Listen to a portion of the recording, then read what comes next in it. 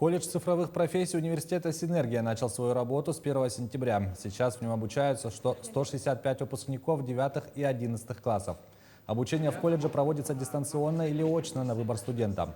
Преподаватели в составе 22 человек обучают по 3 специальностям: информационная система, программирование, анимация и анимационное кино, а также графический дизайнер. Как показала статистика, самым востребованным направлением стала анимация и анимационное кино. Программа обучения сформирована совместно с Союзом мультфильмов. Ребята сейчас идут за навыками, да, то есть чтобы отучиться, возможно, дальше продолжить обучение в университете, но уже иметь профессию и параллельно работать. Вот я сейчас с ребятами общался, говорю, поднимите руки, это ребята после 9 класса. Я говорю, поднимите руки, кто уже работает, подрабатывает, и там половину руки подняли. Мне кажется, это прекрасно, это именно вот эта наша отрасль, и она дает возможность в раннем возрасте вовлекаться в проектное управление и делать свои проекты. Поэтому отрадно, что появляются такие колледжи, мы будем его поддерживать. Более того, у них еще появится филиал в креативном кластере, который именно связан с анимацией.